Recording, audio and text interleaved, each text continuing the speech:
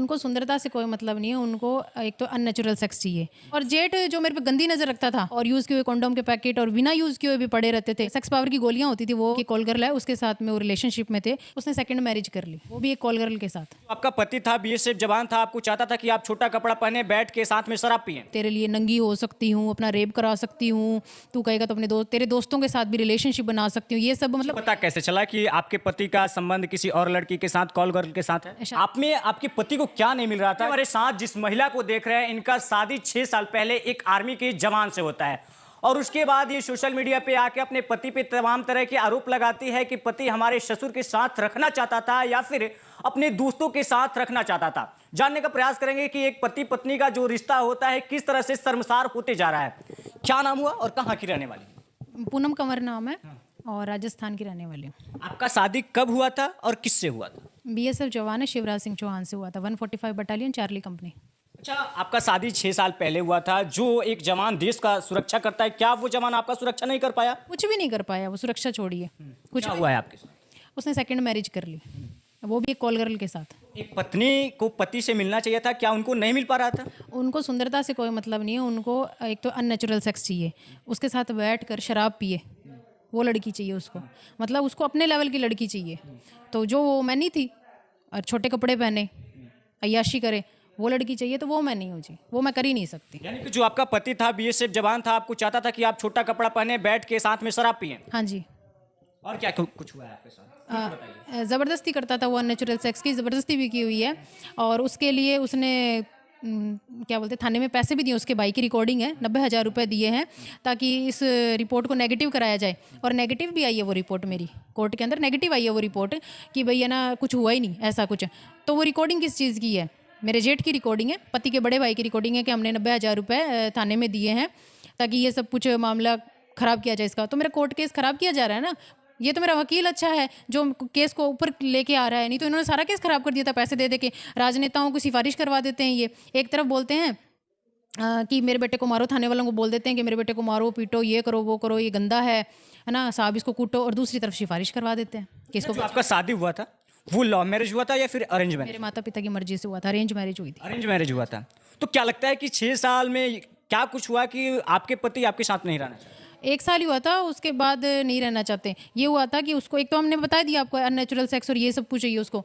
दूसरा ये है कि पहले से ही किसी लड़की, कल्पना शर्मा नाम की कॉल गर्ल है, उसके साथ में वो रिलेशनशिप में थे। कॉल गर्ल इसलिए कह रही हूँ मैं क्योंकि वो मेरे पति का जो दोस्त है, निर्मल स्वामी था, दिल्ली रहते हैं वो इस वक्त, तो उसके साथ शारीरिक संबंध था उस लड़की का, और फिर मेरे पति के साथ रिलेशनशिप। पता कैसे चला कि आपके पति का संबंध किसी और लड़की के साथ, कॉल गर्ल के साथ है? शादी के अगले दिन मोबाइल से पता चला। कैसे पता चला, क्या कुछ है? मोबाइल में जैसे पासवर्ड था, तो जब मोबाइल जगता है तो रोशनी होती है, तो वो बारी बारी ब्लिंक कर रहा था, जग रहा था, बुझ रहा था। तो वो नहाने के लिए गए हुए थे, तो फिर वो मैंने चक लिया फ़ोन, उठा लिया फ़ोन, देखा तो उसमें गाली गलोच, कभी आई लव यू, कभी माँ बहन की गंदी गंदी गालियाँ, और भाई मैं तेरे लिए नंगी हो सकती हूँ, अपना रेप करा सकती हूँ, तू कहेगा तो अपने तेरे दोस्तों के साथ भी रिलेशनशिप बना सकती हूँ। ये सब मतलब रिलेशनशिप शब्द नहीं था, बहुत गंदा शब्द था उसके अंदर, गाली मतलब बहुत ही घटिया शब्द था। आपको सारा मैसेज आप देखिए। हाँ, आपके पति के फोन पे किसी और लड़की मैसेज कर रही थी? हाँ, वो लड़की कर रही थी जिसके साथ मेरे पति का रिलेशनशिप रहा है, वो मैसेजेस वगैरह कर रही थी। वो मैसेजेस मेरे पास हैं। एसके सिंह सर ने तो अपने वो उसके अंदर चैनल में लगा दिए हैं वो सारे के सारे, और आपको भी मिल जाएंगे, आप भी ले लेना, देख लेना, वो सारे के सारे उसमें थे। तो उससे पता चला, तो फिर मैंने मेरे हस्बैंड को बोला ये क्या है, तो उसने मुझे कुछ नहीं बताया। फिर मैंने जब दबाव डाला कि मैं अपने माता पिता को बताऊंगी, तब उसने मुझे वो सब कुछ बताया कि मेरा एक पास्ट है। तो मैंने बोला चलो अब आइंदा से ये सब चीज़ें नहीं होनी चाहिए। अच्छा, आप इतना खूबसूरत हैं, आप में आपके पति को क्या नहीं मिल रहा था कि फिर शादी के बाद एक्स्ट्रा मैरिटल अफेयर करने पे वो उतावला हो गया? देखिए, पत्नी की खूबसूरती पति से आंकी जाती है, तो पत्नी तो मैं खूबसूरत नहीं हूँ। हाँ, मैं बेटी खूबसूरत हूँ, क्योंकि मेरा पति अच्छा नहीं है तो फिर पत्नी कैसे खूबसूरत हो सकती है? जिसका पति अच्छा तो इतना खूबसूरत है। नहीं हूँ मैं खूबसूरत भाई, मैं कह रही हूँ मेरा पति अगर अच्छा होता, नेक होता, तो मैं खूबसूरत कहलाती। खूबसूरती चमड़ी की नहीं होती, दिल की भी होती। दिल से हाँ मैं खूबसूरत हूँ, बेटी अच्छी हूँ। आप अपने पति से उतना प्यार करती थी जितना उनको चाहिए था? देखिए, प्यार का मतलब अननेचुरल सेक्स है तो वो मैं नहीं दे सकती। ठीक है। प्यार का मतलब है बैठ के दारू पियो उसके साथ, तो वो मैं नहीं कर सकती। प्यार का मतलब है कि याशियाँ करो और उसके दोस्तों के साथ रिलेशनशिप बनाओ, तो वो मैं नहीं कर सकती। शादी के कितने दिन बाद से ये सारा जो आपके पति का हरकत है वो स्टार्ट हो गया? वो अगले दिन से स्टार्ट हो गया था। जब मेरे को सच्चाई पता चल गई तब उसने मुझे बताया कि ऐसे ऐसे एक लड़की है, कल्पना शर्मा है, कॉल गर्ल है, मेरे दोस्त के साथ थी। उसने सारा कुछ मुझे बताया। तो फिर मैंने बोला ठीक है आपका पास्ट है, आइंदा से हरकतें नहीं होनी चाहिए। तो उसी दिन से मतलब उसी दिन से मुझे दहेज की मांग करने लगे वो 5 लाख रुपए स्कॉर्पियो गाड़ी के लिए, क्योंकि उसके घर वाले ये बोलते थे कि शिव इसको सच्चाई पता चल गई है, अब ये तुझे दबाएगी क्योंकि तू तो इसकी नज़रों में कैरेक्टरलेस साबित हो गया है ना। तो ये तो कैरेक्टरलेस है नहीं, इसमें कोई कमी भी नहीं है, तो अब इसमें कोई कमी निकालो, इसको दबाओ किसी तरीके से, क्योंकि ये हमारे ऊपर उछल के आएगी। तो मैंने बोला भाई मेरे को दबाने की क्या ज़रूरत है, मैं कुछ कह ही नहीं रही, किसी को कुछ नहीं कहा, मैंने मेरे माता पिता को भी नहीं बताई ये सच्चाई।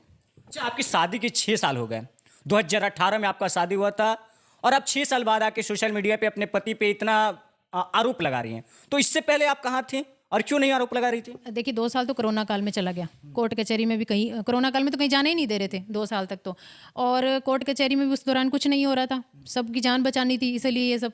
उसके बाद में सोशल मीडिया का तो मुझे नॉलेज ही नहीं था जी, ठीक है। और थोड़ा बहुत नॉलेज था कि पर ये डर लगता था इज्जत का, कहीं कोई फ़ायदा ना उठा ले, पैसों की लूट हो या इज्जत की लूट। पैसों की हो तो चलो बर्दाश्त कर सकते हैं, लेकिन इज्जत चली जाएगी तो फिर सब कुछ चला गया। उस समय आप सोच रही थी। हाँ। अभी क्या मजबूरी है कि फिर सोशल मीडिया पे आना पड़ा इस चीज़ को साइड हटा के? ये जो सूर्यकांत का मामला आया था ये मैं देख रही थी एक दिन, ये हाईलाइट हुआ तभी तो चल रहा था, तो मेरे यूट्यूब पर मैं यूट्यूब ओपन किया तो वो मामला आया, तो फिर एक देखा तो उससे रिलेटेड आने लगे, सभी मीडिया भाइयों के आने लगे। तो ऐसे करके एक दिन एसके सिंह सर का और उनके भाई का देखा, तो एसके सिंह सर से मैंने कॉन्टैक्ट किया और उन्होंने मुझे वीना मानवी मैम का सजेस्ट किया था। पर उन्होंने मुझसे पहले मिले, दिल्ली मिले वो, मुझसे और मेरे फादर से मिले और मेरे एक चाचा जी लगते हैं उनसे मिले थे, सारे सबूत लिए। फिर मैंने उनको बोला देखो सर मैं एक अलग लड़की हूँ, हर कोई अपना पक्ष रखता है, मैं बोलती हूँ आप मेरे हस्बैंड से बातचीत कीजिए, हो सकता है मैं कैरेक्टरलेस हूँ या हो सकता है मैं लड़ाई हूँ या हो सकता है मुझ में कोई कमी हो, अपना बता करके आपको अपने फेवर में करके और ये सब कुछ करूँ, आप मेरे हस्बैंड से बात कीजिए, नंबर मैं दे देती हूँ आपको। सीओ का नंबर भी दे दिया, मेरे हस्बैंड का नंबर भी इनको मैंने दे दिया।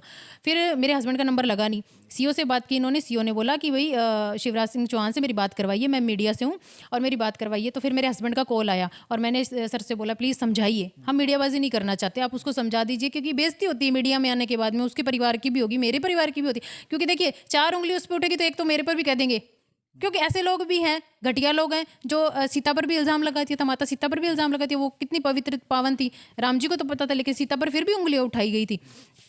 तो वो था कि उसको समझाने की बहुत कोशिश की, उससे बातचीत की गई, उससे सर को ये लगा कि नहीं, क्योंकि मेरा हस्बैंड जो है ना वो रो धोकर एक्टिंग करता है, नाटक करता है, आपके सामने रोएगा, आंसू निकलेंगे सच में, आपको ये लगेगा कि नहीं नहीं लड़के के साथ गलत हुआ, लड़की खराब है, आपको ये लगेगा। किसी भी लड़की का शादी होता है, जब ससुराल आती है तो अपने ससुर को पिता समान और अपने पति के भाई को बड़े भाई के समान मानती है, तो आपके ससुर या फिर आपके पति के बड़े भाई किस तरह से व्यवहार करते थे? जी ससुर जी के बारे में अभी मैं नहीं कहना चाहती, और आपसे रिक्वेस्ट आप भी मत पूछिए, जब तक मेरे पति की रिकॉर्डिंग आना जाए मीडिया में, आपको मिलना जाए, आप लगाना दो, तब आप मुझसे पूछिएगा, क्योंकि मैं पिता मानती हूँ तो मैं नहीं चाहती। उसी ने बोला सबसे पहले, मैंने तो कुछ बोला ही नहीं, मैंने सर को बता दी, लेकिन मीडिया में मैंने कुछ बोला ही नहीं अब तक मेरे ससुर के बारे में। हाँ जेठ के बारे में मैंने बोला, क्योंकि जेठ का तो मेरे पास वीडियो भी था, और जेठ जो मेरे पे गंदी नज़र रखता था तो उसके बारे में मैंने बोला, यूज़ गंदी नजर? जैसे मेरे कमरे में कच्चे में पड़ा रहना दिन में, और यूज़ किए हुए कॉन्डोम के पैकेट और बिना यूज़ किए हुए भी पड़े रहते थे, और जो सेक्स पावर कमरे में कॉन्डम का पैकेट किस लिए पड़ा रहता?